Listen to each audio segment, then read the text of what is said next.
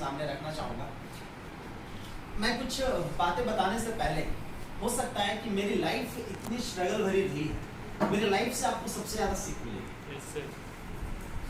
किसी की life autobiography क्यों पढ़ते हैं? ऑटोबायोग्राफी पढ़ने के लिए, लेकिन पढ़ने के लिए संसार है। कोई सरसरी पढ़ने बैठता है ना, कोई सरिता पढ़ने बैठ रहा है, कोई गीता पढ़ने के लिए बैठ गया है। बट पढ़ना क्या है? किसी भी कॉम्पिटिटिव एग्जाम्स को क्रैक करने के लिए, जो भी कॉम्पिटिटिव एग्जाम, आप एसएससी लिख रहे हैं, सीजीएल लिख रहे हैं, यूपीएससी लिख रहे हैं, जेपीएससी लिख रहे हैं, बीपीएससी लिख रहे हैं, यूपीपीएससी एमपीएससी लिख रहे हैं, यूपीपीसीएस का एग्जाम लिख रहे हैं, एई का एग्जाम लिख रहे हैं, या टेट का एग्जाम लिख रहे हैं, या दुनिया भर का जितना एग्जाम है, if you want to qualify any types of exam, the मूल मंत्र एक ही चीज है, hard work. First of all hard work. अगर आपके पास हार्ड वर्क नहीं है, आप क्रैक कभी नहीं कर सकते। बहुत बार आप देखे होंगे, जैसे आपके आसपास में, पड़ोस में देखे होंगे, बहुत लोगों का ऐसा मानना होता है कि मेरा बच्चा बड़ा तेज है पढ़ने में, बड़ा तेज है पढ़ने में, बट वो हार्ड वर्कर नहीं है। मैं लिख के दे रहा हूँ, कभी सक्सेस नहीं कर सकता। बच्चा तेज नहीं है पढ़ने में, लेकिन हार्ड वर्क है, गधों की तरह मेहनत करता है, मेहनत करने की काबिलियत है उसके अंदर में, एक दिन रिजल्ट लेके आए। रिजल्ट, सक्सेस और अनसक्सेस। सक्सेस और अनसक्सेस में क्या? अन का ही अंतर है। बाउंड्री पर खड़ा है, थोड़ा सा धकेल दिए तो चले गए उस साइड, नहीं धकेले तो इस साइड आ गए। और किसी भी एग्जाम को क्रैक करने की सबसे बड़ी चीज जो होनी चाहिए आपके अंदर, पैशंस। पैशंस आपके पास होना चाहिए। जैसे सर ने अभी बताया, क्रिकेट फील्ड पे डटे रहना चाहिए। Yes, definitely. जो भी अधिकारी रैंक के एग्जाम्स हैं, चाहे आप आईएएस का उठाइए, आईपीएस का उठाइए, आईएएस का उठाइए, इकोनॉमिक सर्विसेज उठाइए, या कोई भी एग्जाम उठाइए, इंजीनियरिंग सर्विस उठाइए, मेडिकल सर्विसेज उठाइए, जो भी अधिकारी रैंक के एग्जाम्स हैं, डिप्टी कलेक्टर हो गया, बीपीएससी हो गया, जेपीएससी हो गया, या किसी भी रैंक के, जो अच्छे रैंक के अधिकारी माने जाते हैं, जो ग्रुप ए के जॉब होते हैं, 5400 ग्रेड पे, जिसको बोला जाता है highest grade pay of India. सभी एग्जाम में एक सबसे बड़ी मूल मंत्र होती है, एग्जाम एक बार में निकलता नहीं। I am not talking about the exceptional cases. Exceptional cases हैं बहुत सारे, जिसमें आप देखे होंगे कि फर्स्ट बार में वो क्लियर कर लेते, बट वो बहुत कम होते हैं। Am I right or wrong? Yes, sir. बोलते रहना भाई, ठीक है। ये भले मैं आपको आज एक ऑफिसर के रूप में आपको रिप्रेजेंट कर रहा हूँ, बट बिफोर ऑफिसर्स मैं 9 साल से टीचिंग में, आई एम टीचर। मेरे बेसिस में 50-100 बच्चे नहीं होते, 500 बच्चे होते हैं, 400 बच्चे होते हैं, और मेरी क्लासेस ऑल ओवर इंडिया में होती है। रांची में आया, 8 दिन के लिए क्लास लिया, 9वां दिन मेरी फ्लाइट यहाँ से कहाँ जाएगी वो पता नहीं, है ना, दिल्ली में लैंड करेगी या बॉम्बे में लैंड करेगी, कोचिंग वाले को ही पता है। रात में होटल में पता चलता है कि सर आपका जो है अगला क्लास वहाँ पे जाना है, फिर वहाँ नए लोगों से मुझे मिलना है ना। तो ये मेरा चलता रहता है। तो स्टूडेंट से इंटरेक्शन मेरा आज पहली बार नहीं है, बहुत पुराना रिश्ता है, 9 साल से रिश्ता चलता आ रहा है। तो स्टूडेंट की जो प्रॉब्लम्स हैं उसको मैं बहुत अच्छे से फेस किया। कहा जाता है कि एक अच्छा प्लेयर, एक अच्छा टीचर, या आप बोल सकते हैं एक अच्छा, क्या बोलते हैं उसको, जो प्लेयर को ट्रेन करता है, कोच। एक अच्छा कोच वही है जिसने खुद खेला है। अरे राइट और wrong? Right sir, right sir. गूंजना चाहिए, समझ रहा है? तो वो जिसने 2 इंटरनेशनल मैच खेला है, वो दूसरे को बता रहा है कि तुम तो नहीं लिए। तो जनता उसको जवाब दी कि बेटा तुम क्या ले, ये अपने से छोड़ो, राजा की तरह जियो, भिखारियों की तरह नहीं जीना, राजा की तरह। क्यों? क्योंकि उस माँ बाप से पूछो, चाहे वो किसी भी कास्ट से, चाहे वो किसी भी जाति से, चाहे वो किसी भी धर्म से बिलोंग करता हो, उसका बेटा उसके माँ बाप के लिए वो राजा है।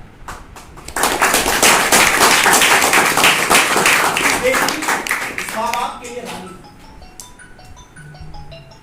उस माँ बाप से आप पूछिए, वो आपको बताएंगे कि उसका बेटा कितना खूबसूरत है।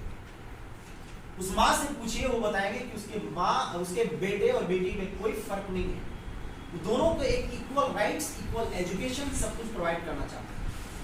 बट इस दोनों के बीच में जो सबसे बड़े आड़े आते हैं, जिसको बोलते हैं कि प्रॉब्लम क्रिएट करता है, वो प्रॉब्लम कौन सा क्रिएट करता है? Financial, economic problems. Right sir. ये इकोनॉमिक प्रॉब्लम जो है सबसे बड़ा क्रिएट करता है। किसी के पास रिसोर्सेस हैं, किसी के पास रिसोर्सेस नहीं है, किसी के पास रिसोर्सेस है बट उस रिसोर्सेस को चैनलाइज नहीं कर पा रहे एक सही डायरेक्शन से। किसी के पास रिसोर्सेस नहीं है बट वो अपने आप को चैनलाइज कर रहा है एक सही डायरेक्शन में। एंड जिनके पास रिसोर्सेस नहीं थे उसमें से मैं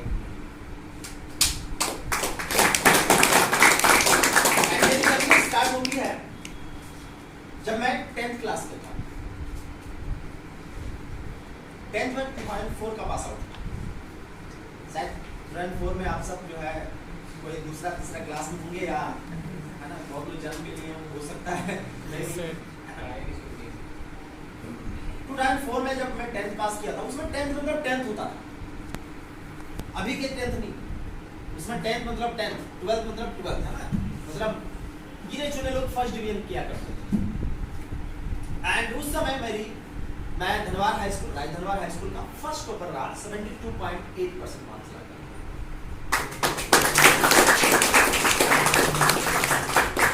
देखो लाइफ में चैलेंजेस कितना इंपॉर्टेंस है, मैं अपनी लाइफ की जर्नी आज क्यों बताने के लिए बता रहा हूँ, क्योंकि चैलेंजेस कितना इंपॉर्टेंट है वो बताता हूँ। 9th क्लास में राय दरबार के सबसे अच्छे उस समय जो है पढ़ाना शुरू ही किए थे, उनके पास 2 स्टूडेंट आया था मैं पढ़ाने के लिए। एंड वो आज राय दरबार का ही नहीं, उस इलाका का सबसे नंबर 1 टीचर नवीन भैया, तो अगर आप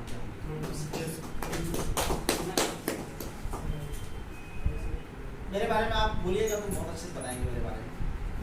मेरे बैच में एक नाम था, तो आज हम सबके बीच में नहीं, ललन नाम था उस लड़के का, बड़ा तेज था पढ़ने में। धनवार स्कूल के बगल में घर था उसका, बड़ा तेज था पढ़ने में।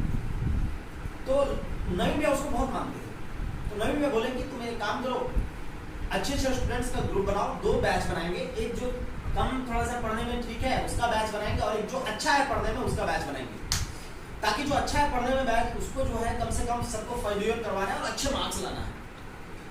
एंड खुदा खास से देखिए, ललन ने मुझे अच्छे लड़कों के बैच में चूज नहीं किया।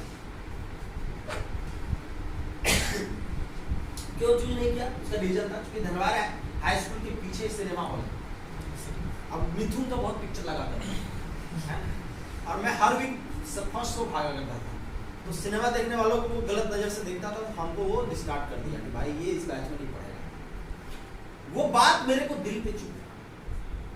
एंड पूरे 10th क्लास में मैंने मात्र 2 से 3 पिक्चर देखे। अब पूरे 10th क्लास में मैंने जब मैंने परफॉर्मेंस इंक्रीज करना स्टार्ट किया, तो नवीन भैया मेरे को बोले कि आप जो तेज वाला बैच है उसमें आ जाओ। मैंने बोला नहीं, मैं नहीं आऊंगा, जिसमें हूं मैं उसी में प्रूव करके दिखाऊंगा। And I become the topper of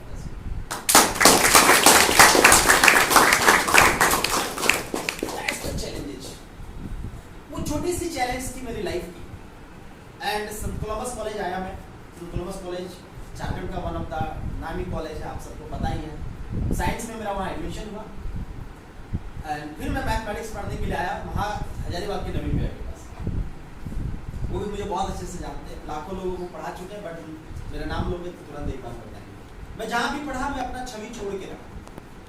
तो छवि क्या, मैं देखने में स्मार्ट नहीं था, छवि उसके लिए नहीं होता है। छवि आप टीचर के नजर में तभी बन सकता है आपका छवि जब आप पढ़ने में अच्छा हो। मेरी कोशिश रहती थी कि क्लास में अगर कोई भी सब्जेक्ट का अगर दिया गया है क्वेश्चन, तो सबसे पहले आंसर मैं बताऊं। अगर मेरे बगल में किसी दूसरे ने आंसर बता दिया तो मुझे जेलस फील होती। और वो जेलस आपको होना चाहिए, उसने क्यों बताया, मैं क्यों नहीं, बट वो जेलस आपकी पॉजिटिव में होना चाहिए, नेगेटिव नहीं। ऐसा नहीं कि मार के पकड़ के उसका टांगी तोड़ दो क्यों बता दिया। Your jealous should be positive. Encouragement positive होना चाहिए। और यही जारी रखा मैंने। And then I got the IIT। IIT का नाम सुने ही होंगे आपको, इंडिया के सबसे प्रेस्टिजियस कॉलेज होते हैं। वहां से मैंने इंजीनियरिंग कंप्लीट की, मास्टर्स कंप्लीट किया। एंड शॉर्ट में बता रहा हूँ आपको, after the masters I got the placement and that time my package was 8.5 lakh per annum. That's the very good package. 8.5 lakh per annum इन 2012। 8.5 लाख का पैकेज मेरा लगा, लेकिन मैं खुश नहीं था।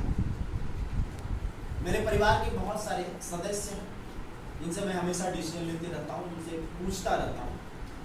तो अगर कोई सीरियस बिलोंग करते होंगे तो भोला मंडल जी को पहचानते होंगे, मेरा भाई है, बड़े मामा की लड़के माले सचिव है वो। उनसे मैं हमेशा शेयर करते रहता हूँ कोई भी चीज़ अगर प्रॉब्लम आती है। तो भैया भी मुझे डिसीजन के लिए मना किए कि नहीं तुम जॉब मत छोड़ो, जॉब ज्वाइन करो। एंड उसके बाद आप नहीं तुम जो है जॉब मत छोड़ो, इतनी अच्छी पैकेज है, कोई नहीं बोलता जॉब क्यों छोड़ना। बट मेरा उसी समय मन था कि अगर मैं जॉब करूंगा तो इंडिया का सबसे टॉप जॉब करूंगा और वो यूपीएससी का जॉब करूंगा। डिसीजन आप अंदर से कैसे लेते हैं वो आपके ऊपर डिपेंड करता है। 2012 में मैंने गेट और इंजीनियरिंग सर्विसेज का जो है कोचिंग वहाँ पे IIT रुड़की के जस्ट सामने मैंने जो है कोचिंग वहाँ पे खोला। अपना कोचिंग एक छोटा सा रूम में स्टार्ट किया, रूम तोड़ना पड़ा था मुझे, ठीक है। बहुत अच्छी अर्निंग स्टार्ट हुई एंड मेरे घर के जो कंडीशंस है धीरे धीरे फाइनेंशियल कंडीशंस को मैं सुधारना शुरू किया। क्योंकि घर में मैं सबसे बड़ा हूँ, मेरा एक छोटा भाई है जो यूपीएससी का वही तैयारी कर रहा है, एक छोटी सिस्टर है मेरी जिसको मैंने अभी मेडिकल कंप्लीट करवाया, BDS कंप्लीट कर ली, वो इंटर्नशिप अभी कर रही है। 2012, 13, 14, 15, 16 ये जो टाइम था जिसमें मैंने सिर्फ पैसा कमाने पे ध्यान, जो लाइफ का मैं सबसे बड़ा गलती की। मैंने अभी बताया ना कि मेरी लाइफ से आपको एक चीज सीखने को मिली। मैंने वो 4 साल सिर्फ और सिर्फ कॉन्सेंट्रेट किया, जितना बैच पढ़ाना है पढ़ाओ, बच्चों के साथ एंजॉय किया, पढ़ाया, बट अपने जो होते हैं अपनी तैयारी प्रिपरेशन उसको छोड़ दिया था। और 2016 में सबके लाइफ का जो है टर्निंग पॉइंट आता है। आप भी जो है पढ़ रहे हैं, क्यों पढ़ रहे हैं? अच्छा पैसा कमाने के लिए और एक अच्छा लाइफ पार्टनर मिले उसके लिए, ताकि आपकी लाइफ अच्छी गुजर जाए। राइट और रॉन्ग? Right sir. आज नहीं आती है, समझ में आ रहा है क्या? Yes sir. 2016 वो टाइम था। अरे उस बताता हूँ तुमको, कभी भी जो है ना गर्लफ्रेंड और बॉयफ्रेंड के चक्कर में नहीं रहना।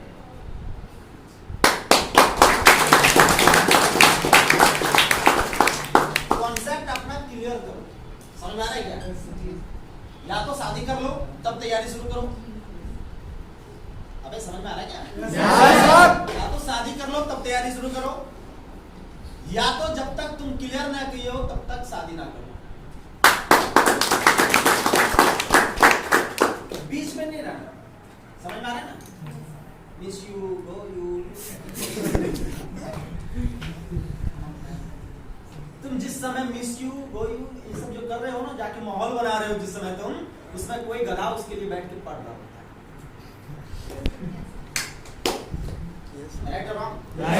उस समय कोई गधा उसके लिए बैठ के पढ़ रहा होता है। चाहे लड़का हो या लड़की हो, बेटर अपॉर्चुनिटी हमेशा मिलता है। आपके पास बेटर कैरियर नहीं होंगे, आपके पास अच्छा लाइफ नहीं होगा, भाग जाएगा या भाग जाएगा।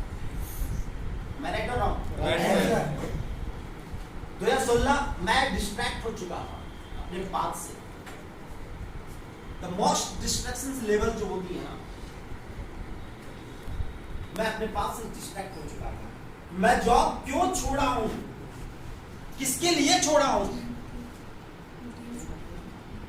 उस चीज को मैं डिस्ट्रैक्ट हो चुका था।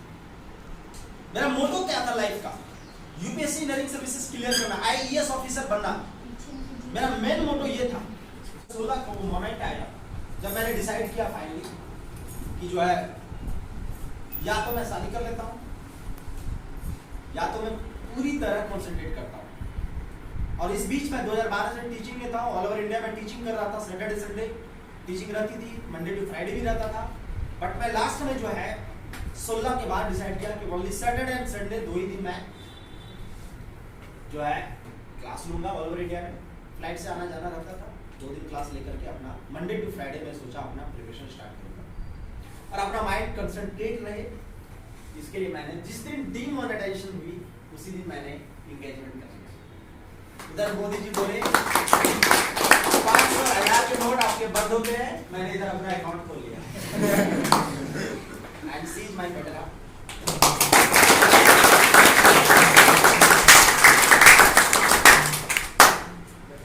And after that concentration level आप जो भी है यही है ना?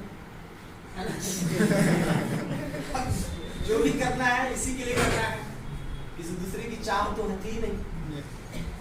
तो फिर मैंने जो है स्टार्ट किया प्रिपरेशन। उसके बाद भी जो है मैं कंसंट्रेट नहीं कर पा रहा था।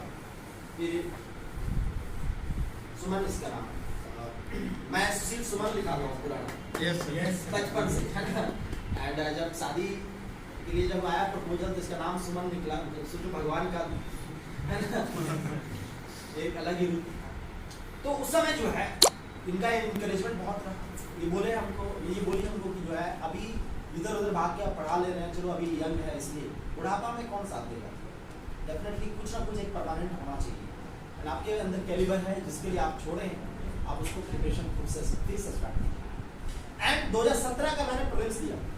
2017 का प्रीलिम्स दिया, मेरा प्रीलिम्स में नहीं हुआ। समझ पा रहे हैं? 2017 का प्रीलिम्स दिया, 2017 के प्रीलिम्स मेरे नहीं हुए, पीटी मेरा नहीं निकला, 10 नंबर से मेरा पीटी रुक गया। ठीक है, बट दुख नहीं हुआ। क्यों? क्योंकि प्रिपरेशन किया ही नहीं था।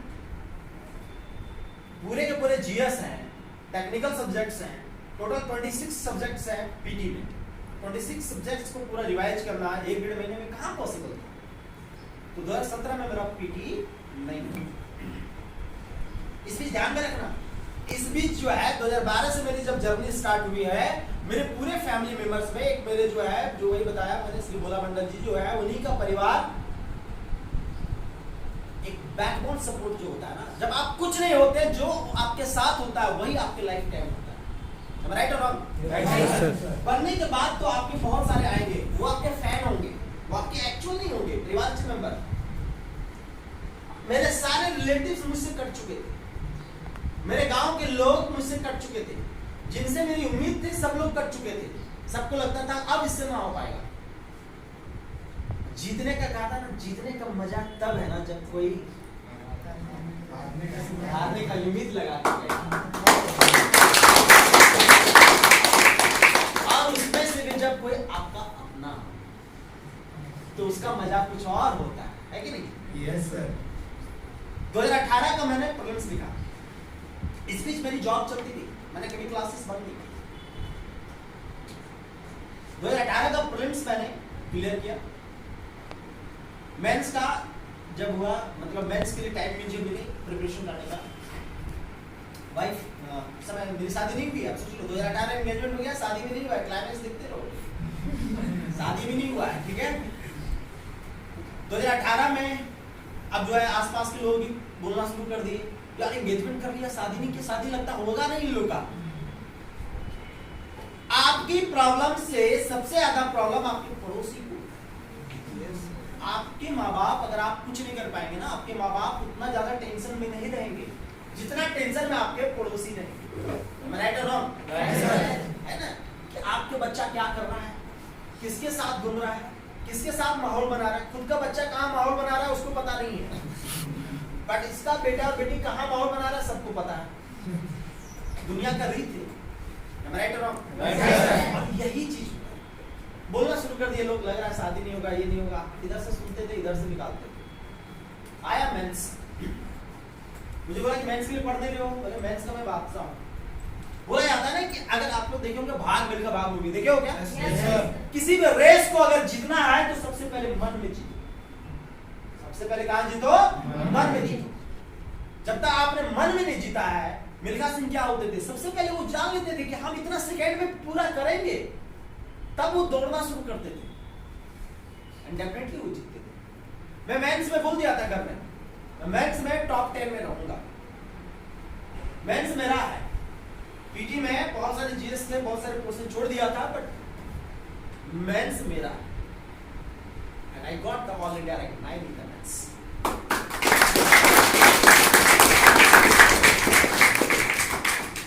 एंड क्या इंडिया के सबसे पवित्र मंदिर यूपीएससी, इंडिया के सबसे पवित्र मंदिर आज पूरे देश को चला रहे हैं, वहां से निकले हुए, चाहे वो जिस फील्ड में, चाहे वो उस पवित्र मंदिर में पहुंचे हुए, वहां से जब आप निकलिएगा, चाहे जिस फील्ड का एग्जाम आपने दिया है उस फील्ड का आप बॉस रहेंगे, boss, you are the king, आपको कोई हिला नहीं सकता। एंड उस पवित्र मंदिर में पहुंचा मेरा, उस खुशी को मैं बता नहीं सकता कि पहले मुझे लगा मैं सिलेक्ट हो चुका हूं, क्योंकि उस पवित्र मंदिर को देखने के लिए मैं तरस चुका था। एंड गया इंटरव्यू देने के लिए, इंटरव्यू गाइडेंस कोर्स किया दिल्ली में, इंटरव्यू देने के लिए गया। जब मैं इंटरव्यू देने के लिए जा रहा था तो वहाँ जो CISF के जो गेट पे थे मैडम जो थी, वो मैडम भी जो थी वो बोकारो से बिलोंग करती है। तो मेरा जो है आधार कार्ड में देखिए गिरिडीह, तो अपने साइड के लोगों से लगा होता है। उन्होंने बोला कि बहुत अच्छा बेटा, बहुत खुशी की बात है कि अपने लोग यहाँ इंटरव्यू तक पहुँचे हैं, आपने लाखों लोगों को पीछे छोड़ के इंटरव्यू तक पहुँचे हैं, मतलब डेफिनेट आपका सिलेक्शन हो जाएगा। इंटरव्यू दिया मैंने, एस भोसले सर का बोर्ड था मेरा, यूपीएससी के चेयरमैन है, उनका बोर्ड था। इंटरव्यू ठीक ठाक हुआ, अच्छा हुआ, मैं डैम श्योर था कि मेरी सिलेक्शन हो जाएगी। क्लाइमेक्स देखो लाइफ में कैसे चीज, अभी आप लोगों को लग रहा होगा सिलेक्शन हो गया होगा। 9 नवंबर की रात, 9 नवंबर 6 नवंबर को आप 2018 को देखिए, 6 नवंबर को दीपावली है। हर दीपावली के पहले हर दिन धड़क रहा है मेरा दिल, आज मैं कल रिजल्ट यूपीएससी निकालेगी, आज मैं कल रिजल्ट यूपीएससी निकालेगी। साला मेंस में अच्छा मार्क्स है, पीटी में अच्छा मार्क्स है, इंटरव्यू साला अच्छा गया है, पक्का डेफिनेटली मेरा सिलेक्शन हो रहा है।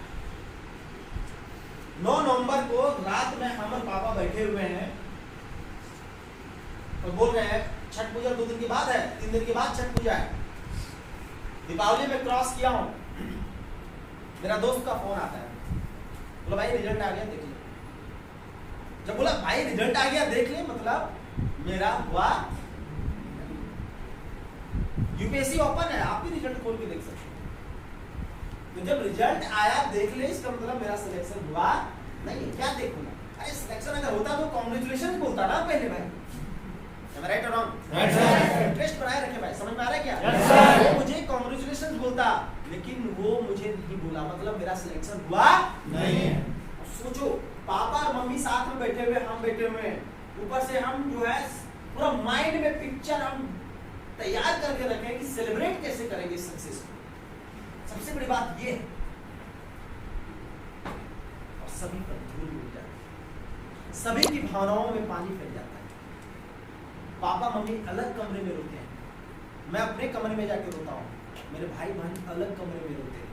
वो दुख के आंसू थे, वो अपने घर का मैं बता नहीं सकता वो कैसे आंसू था।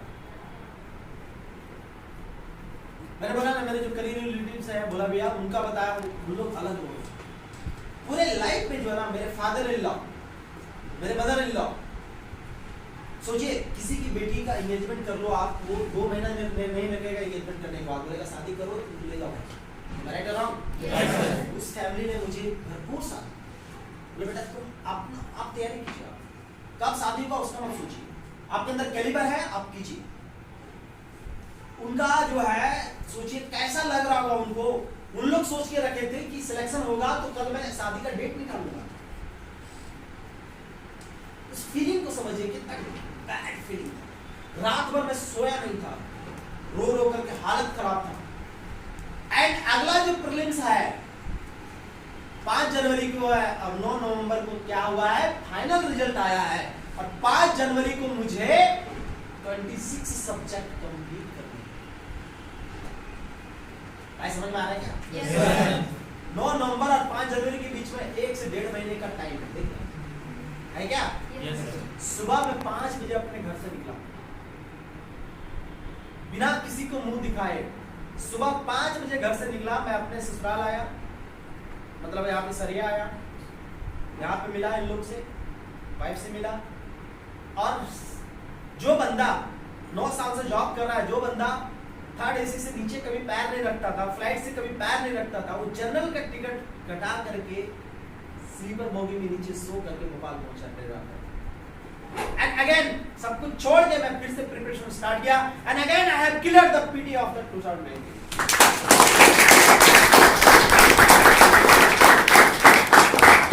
2019 का फिर से प्रीलिम्स क्लियर किया। दोस्त 2018 में जिसने मेरे साथ इंटरव्यू दिया था, बहुत सारे ऐसे लोग थे जिसका सिलेक्शन नहीं हुआ था मेरे जैसा, तो 2019 में पीटी भी नहीं निकला। क्यों? क्योंकि उस गम को वो भुला नहीं सके, उस गम को वो कभी भुला नहीं सके। सक्सेस अगर आपको मिला है तो कभी सर पे चढ़ने मत दो, और अगर अनसक्सेस मिला है तो कभी उसको दिल में मत दो।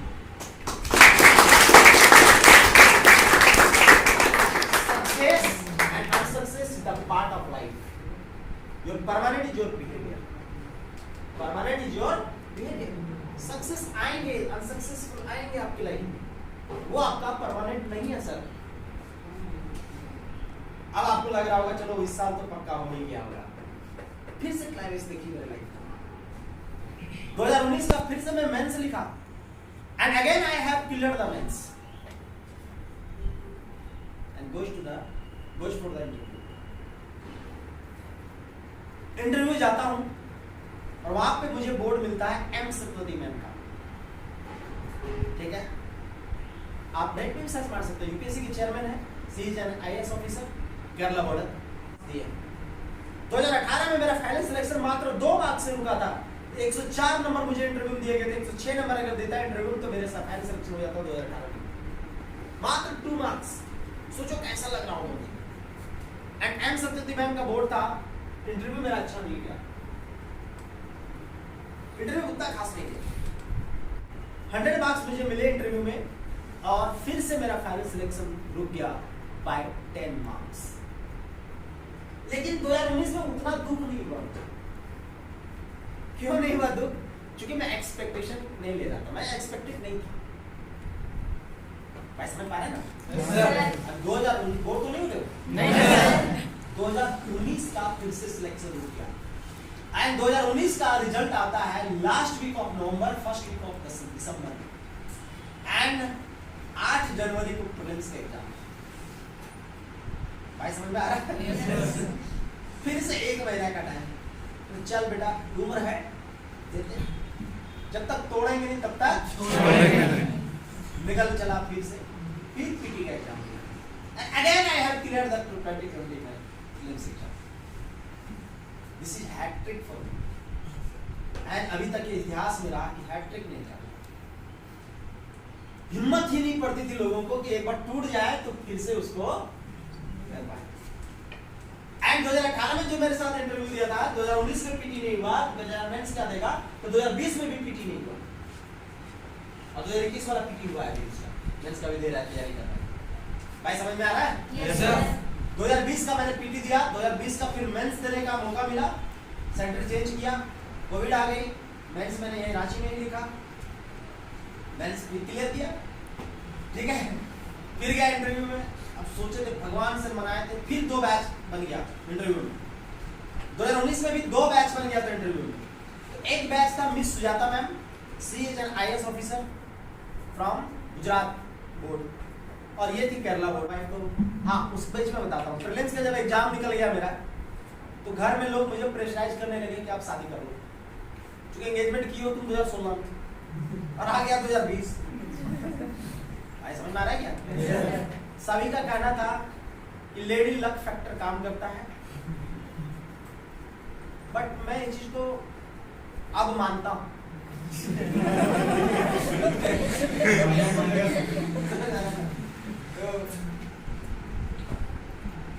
फरवरी मार्च में 2 मार्च को मेरी शादी हुई। ठीक है, पीटी का 2 मार्च को शादी हुई और पीटी का रिजल्ट आ गया जिस दिन मेरा हल्दी लग रहा था। मैं तो श्योर था पीटी होना है, मार्क्स जोड़ दिया तो मेरा हो जाएगा। पीटी का रिजल्ट आया, खुशी खुशी शादी किया मार्क्स से बढ़िया से। फिर रांची में उसी साल जो है मैंने अपना फ्लैट लिया, घर वर लिया यहाँ, मेंशंस दिया यहाँ बढ़िया तरीके से। बट 2020 की तैयारी में एकदम नहीं किया, जिसको बोलता है एकदम नहीं करना, मैं पढ़ता ही नहीं था, घूमता रहता तो एकदम नहीं पढ़ता है ना। वाइट भी टेंशन में, अरे यार फाइनल है अब तो कर लो, जो होगा देखा जाएगा, पढ़ता हूँ सब तो घुटा हुआ है, क्या पढ़ोगे। कभी कभी पढ़ लेता था, 4-5 घंटे का टाइम निकाल के पढ़ लिया, एंड मेंस में अच्छे मार्क्स आए। मेंस का फर्स्ट पेपर जब दिया मैंने यहाँ पे, तो लिटरली उस दिन रो रहा था फर्स्ट पेपर देने के बाद, क्योंकि पेपर बहुत ही टफ आया था, तो बहुत ही गंदा गया मेरा पेपर। ठीक है, मेरा एक आदत था कि मेंस में मैं एक भी क्वेश्चन नहीं छोड़ता था। तुम लोग कभी स्ट्रेटजी बताओ मेंस कैसे लिखते हैं? मेंस 600 नंबर का था, 600 में से 600 में अटेम्प्ट लेता था। अटेम्प्ट हमेशा लेना मेंस के पेपर में, क्योंकि वो नेगेटिव मार्किंग तो है नहीं है मेंस के पेपर में, पीटी में नेगेटिव मार्किंग होते हैं यूपीएससी में, समझ में आ रहा है क्या? Yes, sir. मेंस में कभी भी पेपर को छोड़ो मत, कुछ ना कुछ लिख के आओ, कुछ ना कुछ एक नंबर बैठाएगा तो पॉजिटिव होगा ना आपके लिए। तो मैं पेपर नहीं छोड़ा था, ठीक है, लेकिन 300 में उधर तो दोनों साल में 600 अटेम्प्ट करके आया था, और इस बार मैं 300 में से इस पेपर में भी 275 नंबर का अटेम्प्ट करके आ गया। तो मूल लटका हुआ था, भाई बोली कैसा गया एग्जाम? तो मेरा जो छोटा भाई बोला कि अभी पूछे मत, 2 घंटे के बाद दूसरा पेपर है, इसलिए जो गया। मेरा भाई जो छोटा भाई है, उसका एक सबसे अच्छा आदत क्या था, मैं पेपर जैसे देखे निकलता था ना, फट से हाथ से पेपर मेरा छीन लेता था, वो देखने ही नहीं देता था पेपर। वो हमेशा रहता था एग्जाम दिलाने के लिए, हमेशा। भाई समझ में आ रहा क्या? पेपर को मुझे देखने देता नहीं था, क्या बनाए, क्या छूटा, क्या ले लेता था। मैं गया, अब बैठ करके मैं अपना बेडरूम में गया, एकदम रोने लगा, क्या पेपर खराब गया। फिर मुझे लगा कि साला मैं टेस्ट सीरीज में ऑल इंडिया टॉप 10 में हमेशा रहा हूँ, साला मेरे से नहीं बना तो दुनिया में किसी से नहीं बना। अरे समझ में आ रहा क्या?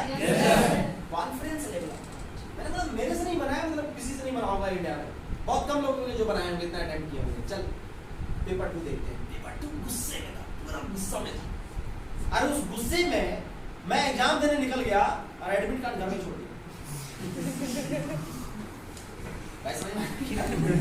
एडमिट कार्ड मेरा घर में है और मैं एग्जाम सेंटर पे घुस गया, बोला एडमिट कार्ड नहीं। फिर मैंने भाई को भेजा, भाई दौड़ते हुए गया मोराबादी। तब तक जो है वाइफ जो है बगल में एक है भैया मेरे, उनको लेकर के एडमिट कार्ड भेजी। वो जो है हम पूरा पुलिस को अंदर जाने नहीं दे रहा है, धक्का मुक्की देते हुए आ गया अंदर। 5 मिनट पहले जाकर एडमिट कार्ड उनको दिया, मन शांत किया, आराम से कूल होकर, एंड पेपर टू 4 डाला, and I got out of 300 179 marks in paper 2। सारा गुस्सा मैंने पेपर 2 में निकाला, मैंने बोला छोड़ेंगे नहीं आज, चाहे जो आता सब लिख डालते हैं, समझा है क्या? और पेपर 2 अच्छा गया, पेपर 2 देकर निकला, बोला कैसा गया? मैंने मस्त किया, अच्छा गया, टेंशन फ्री। अब आते हैं इंटरव्यू का, 2020 का इंटरव्यू का। बोर तो नहीं रहे हो तुम लोग? 2020 का इंटरव्यू तक हम इतना जर्नी क्यों बता रहे हैं? इसलिए बता रहे हैं ना कि आप लोग को लगता है सक्सेस तुरंत मिल गया। Yes. समझ में आ रहा है क्या? सक्सेस को तुरंत मिल गया, ऐसे नहीं मिला, इसलिए पूरी जर्नी बता रहे हैं। 2020 का जब इंटरव्यू दिए हम, करंट अफेयर्स वगैरह पूछते हैं, बताने लगा अपने बारे में, सब कुछ बताने लगा। लास्ट में उसको बोला कि मैम लास्ट ईयर आपके बोर्ड में ही मैंने इंटरव्यू दिया था, ताकि इसलिए बोल दिया कि 2-4 नंबर दे दे कि यार पिछले बार कम दिए होंगे, है ना? सोचो 2018 में मेरे को 104 मार्क्स मिले इंटरव्यू में, 2019 में 100 मार्क्स मिले हैं, मतलब 100 मार्क्स 4 नंबर कम। और 2020 में जितने लोगों का सिलेक्शन हुआ है, सबसे कम इंटरव्यू में मिला मुझे 96 मार्क्स। बढ़ा के क्या देगी और 4 नंबर कम। भाई समझ में आ रहा है क्या? लेकिन फिर भी 96 मार्क्स लाते हुए भी मैंने पीटी और मेंस में ऐसा फोड़ा था कि आई got the all India rank 45।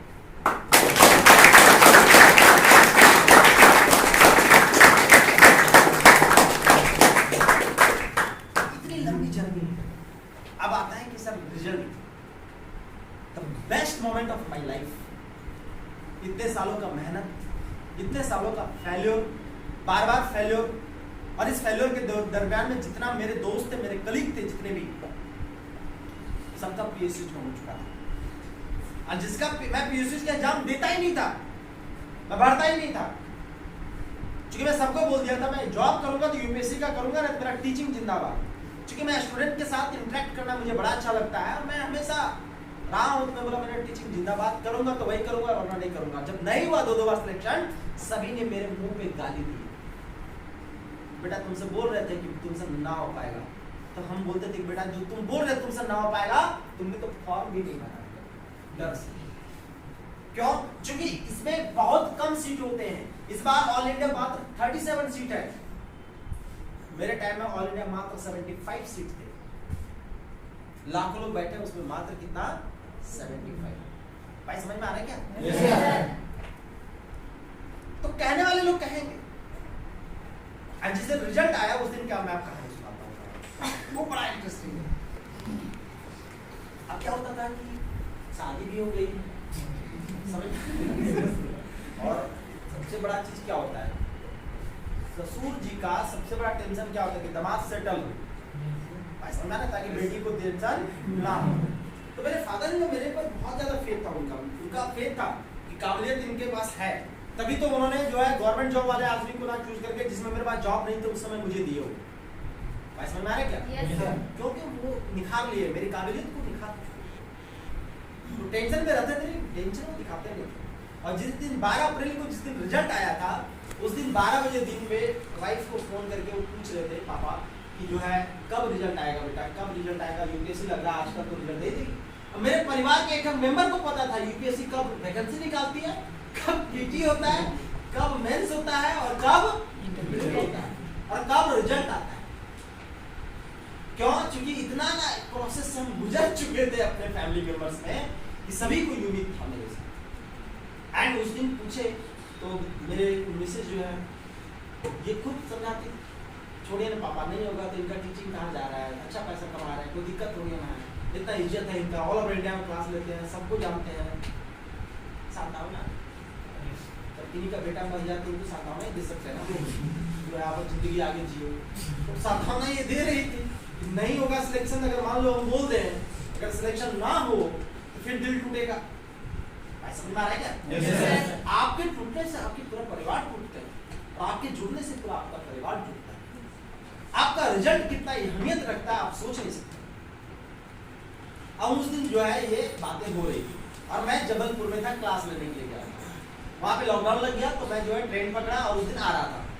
शाम 5 बजे मैं बरका खाने में उतर करके मैंने ऑटो लिया तो एक सिंगल ऑटो वाला था। तो मैं उससे पूछा भी नहीं कि भाई स्टेशन तक छोड़ दो, क्या लोगे क्या नहीं, मैं बैठ गया। मैंने बोला भाई चलो, बोला वो भी चल दिया। मैंने बोला ज़्यादा 100 रुपये मांगेगा, वैसे 20 रुपये है तो कोई नहीं, सवारी 100 रुपये मांगेगा ज़्यादा। तो मैं बोला कि अब ये सब चीज़ क्या पूछना, चलो चल दिया। वो रास्ते में था, मेरे एक दोस्त का फोन आ गया। मेरा दोस्त जो है वही रिजल्ट मेरा हमेशा बताता था, जो 2019 में मेरे साथ इंटरव्यू दिया और उसका भी नहीं हुआ था सिलेक्शन, और 2020 में उसका पीटी हुआ, मेंस में नहीं हुआ। भाई समझे? तो उसका फोन आया, मेंस का भी रिजल्ट वही देख के बताता था। फोन आया उसका, बोला भाई कहाँ हो? मैंने बोला भाई ऑटो में हूँ। अब उसका जब फोन आया ना तो मैं बोला उठाओ क्या ना उठाओ, साला ऐसा ना उसका फोन उठाने से पहले भी दिल की धड़कन बहुत तेज हो गई। या तो गुड न्यूज बताएगा या तो बैड न्यूज बताएगा, साला एक न्यूज नहीं पता पक्का इसलिए फोन किया। उठाओ जना उठाओ, उठाओ जना उठाओ, बोला उठाते हैं। उठाया मैंने, फिर बोला हाँ बोल बता कहाँ हो तुम? बोले कि अरे घूम रहा हूँ, तो मतलब ऑटो में हूँ। तो आसपास को है क्या? नहीं। बता तू भाई मैं एक चीज बताता हूँ तेरे को। क्या हुआ? भाई तू ऑल इंडिया 45 रैंक लाया भाई, वोट डाला भाई, तू एंजॉय कर आज पूरा, एंजॉय कर।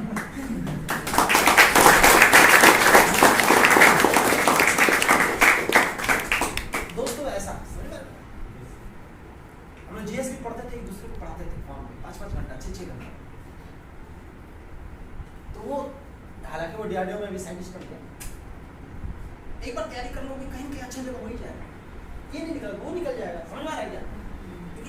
होता है ना, सबका मन था, आप कोनो एग्जाम निकाल लो, सबका मन होता है यूपीएससी जरूर जाए। उसका भी मन था भाई यूपीएससी जरूर जाए। बोला भाई मेरा सपना पूरा नहीं हुआ लेकिन तुम्हारा सपना पूरा हो गया, मैं बहुत खुश हूँ। आज तू एंजॉय कर, मैं तेरे को बाद में कॉल लगा दूँ, एंजॉय कर। मैं कांप रहा था, लिटरली कांप रहा था मैं, मतलब मैं मेरे हाथ और पैर रुक नहीं रहे थे, मैं खुशी के बारे में कांप रहा था। वो मैं बयान नहीं कर सकता मैं शब्दों से, और भयानक में कांप रहा था। तो मैंने क्या हुआ कि ऑटो वाले पहुंचाया, मेरे बस स्टैंड पे छोड़ा मेरे को, तो मैंने उसको 100 रुपये दिए। और मुझे ईमानदार था, वो 20 रुपये काट के 80 रुपये लौटा रहा था। मैंने भाई इसको रखो, तो तो बोला नहीं नहीं सर मैं नहीं रख सकता। भाई 80 रुपया दे रहा हूँ तेरे को मैं मिठाई खाने के लिए, ठीक है, आज मैं IAS ऑफिसर बन गया।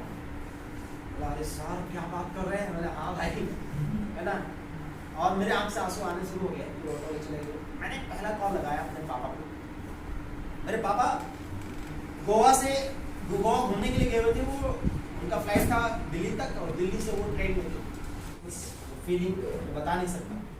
मैंने पापा को बोला पापा today I became the IAS officer. I have cleared the UPSC services and got the All India rank 45.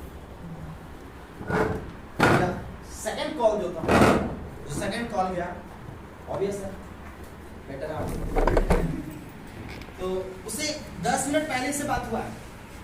10 minute पहले मुझे बोली कि जो है ठीक है क्या बनाना है खाना बता दीजिए, है ना। तो हम लोग नॉनवेज प्रेमी बहुत है, बोले कि चलो आज हम जो है अंडा करी बनाते हैं। ठीक है चलो। तो ये जब इसको फोन किया तो मैं रो रहा था। फिर मैं इसको बताया तो मैं बोल ही नहीं पा रहा था, तो मैं रो रहा था। तो उसको लगा कि एक्सीडेंट हो गया। किसी को भी लगेगा यार, मैं समझ आ रहा क्या? yes, इसको लगा कि मैं नौटंकी थोड़ा कर रहा हूँ, हो सकता है कभी होता है इमोशन से मैं बोल देती। तो ये गुस्सा गई मेरे ऊपर, क्या कारण है, क्या हुआ, क्या?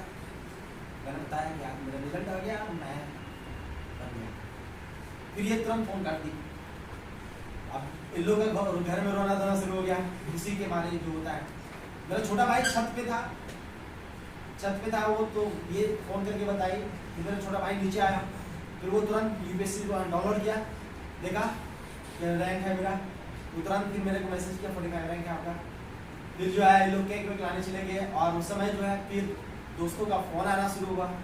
फिर मैं वहां से रांची कब पहुंचा पता ही नहीं चला। और उस दिन 10वीं क्लास में बिछड़ा हुआ दोस्त,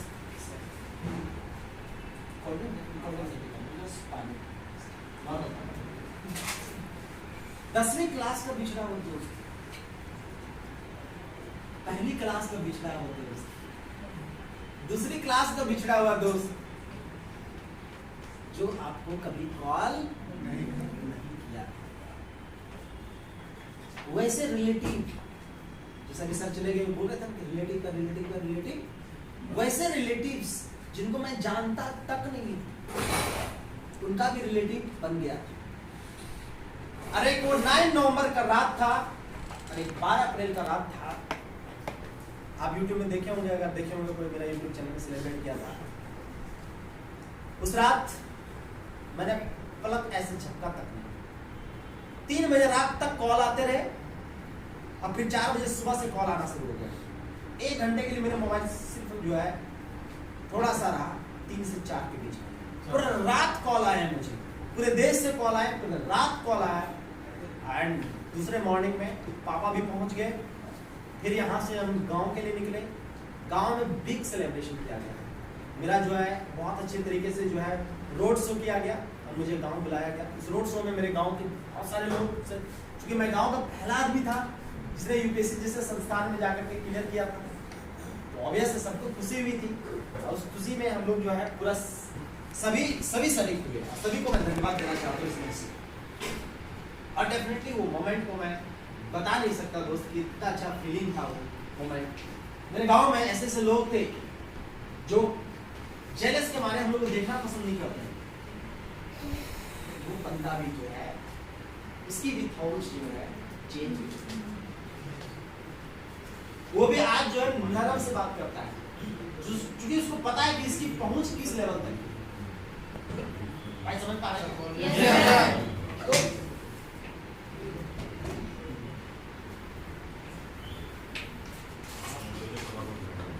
इस मेरी छोटी सी जीवनी से आपको ऑटोबायोग्राफी जो बताया मैंने, इस सभी में आपको एक ही चीज कॉमन नजर आया होगा, hard work. Am I right or wrong? Hard work and never lose your hope. अपने होप को कभी मत छोड़ो, अपने पाथ से कभी डिस्ट्रैक्ट मत हो। एंड हर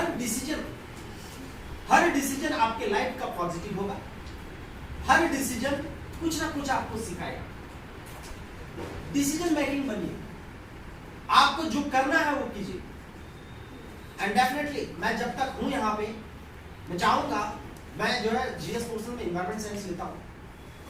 अगर मुझे मौका मिलेगा तो मैं आप लोगों के साथ इंटरेक्ट होऊंगा, डेफिनेटली इंटरेक्ट होऊंगा। Thank you sir.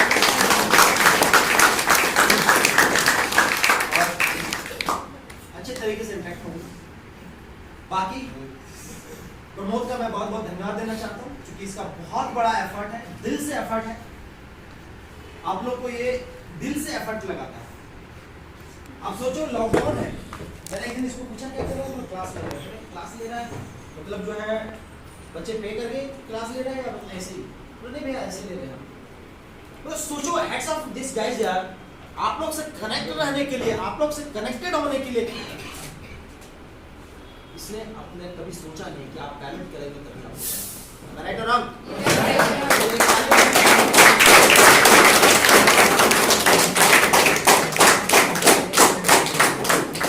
एंड आज आने से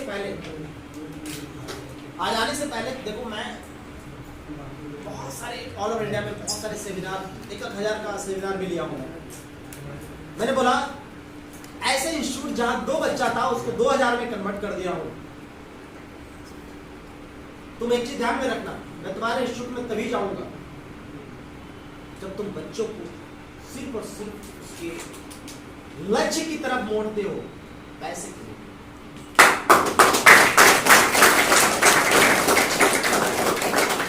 पैसा रिक्वायरमेंट हो सकती है घर चलाने के लिए, इसके रेंट देने के लिए पैसा तो जरूरी है, बट सिर्फ पैसे के लिए ही पढ़ाना एक टीचर का ही लक्ष्य नहीं होता। एंड इसके अंदर वो क्वालिटी मैंने देखा है बहुत करीब से, इसलिए मैं आज आपके सामने हूं। वरना मुझे इनविटेशन इतने लोग देते हैं, फिर भी मैं बहुत कम जाता हूँ। बहुत सारे जो ब्रांड बनाते हैं अपना, मेरा बड़ा बड़ा पोस्टर छाप करके यूपीएससी खाली लिख देते लोग, बच्चे भरे रहते हैं। राइट और रॉन्ग? तो ब्रांड बनाते हैं, उसको मैं देता तक नहीं, उसका रीजन यही है। इसलिए आप एक अच्छे प्लेटफॉर्म पे हैं, और यहाँ पर जो है मैं पर्सनली गाइड कर रहा हूँ आप सबको। मैं पर्सनली आप सबके साथ हूँ, क्योंकि अब तो मेरा जो लक्ष्य था वो तो मिल गया, अब मैं जो भी हूँ आप सबके लिए हूँ। राइट और रॉन्ग? इसलिए इस मंच पे मैं बताना चाहूँगा मैं पर्सनली आप लोगों के साथ हूँ। एंड बहुत सारे जीएस मैथमेटिक्स नो डाउट इससे अच्छा पढ़ाई नहीं सकता कोई, नो डाउट इसकी कॉन्सेप्चुअल थिंग्स को मैंने देखा है। मैथमेटिक्स का एक जमाने में मैं भी बहुत बड़ा धुरंधर था। नवीन भैया से पूछना कभी, अजयवाल वाले को फोन करके बता देंगे। तो 12th में मेरी जो है, मैं संत थॉमस कॉलेज का 3rd टॉपर था, ठीक है। पूरे झारखंड में 23, जिसमें 18% रिजल्ट होते थे साइंस में, झारखंड बोर्ड में उस समय। तो कहने का मतलब ये है कि इस चीज को मुझे ऐसा बनाना है दोस्त, आप सबका कंट्रीब्यूशन चाहिए, आप सबका साथ चाहिए, क्योंकि मैं यहाँ पर जो है कुछ नए जीएस फैकल्टी को मैं इंट्रोड्यूस करवाऊंगा, और बहुत जल्दी जो है आप लोग के बीच में सर जो यूपीएससी के लिए पढ़ा रहा है वैसे जीएस टीचर, ऐसा नहीं जो बैंकिंग के लिए सब लगे हुआ है। कहा जाता है ना कि पकड़ना है तो आप बड़ों को पकड़िए, ताकि गिरेंगे भी तो छोटे जगह लटक जाए। आपका लक्ष्य जो है बड़ा होना चाहिए, छोटा नहीं होना चाहिए। अगर आप मन मार के बैठेंगे कि हमको 12,000, 15,000, 20,000 ही कमाना है, जिंदगी भर 20,000 में ही रहोगे। मैंने बोला नहीं कि राजा की तरह जीना है। और बहुत ही जल्दी मैं बहुत सारे जीएस टीचर को लाऊंगा यहाँ पे, खुद मैं आऊंगा आपके सामने, जब यूपीएससी खुद आ रहा है, टेंशन लेने की जरूरत नहीं। राइट और रॉन्ग? जब तक मेरी ट्रेनिंग स्टार्ट नहीं हो रही है, मैं भी बीच में आऊंगा आप लोग के साथ, मोटिवेशन लेक्चर लेता रहूंगा। अगर नहीं पढ़ाऊंगा तो आता रहूंगा, मिलता रहूंगा, ताकि आप लोग बने रहें। एंड एक नई शुरुआत करते हैं हम लोग आज से, और धूम मचाते हैं पूरा, ताकि दीवार को तोड़ना पड़े। क्लियर है? क्लियर है? चलिए बहुत बहुत धन्यवाद इस पॉजिटिव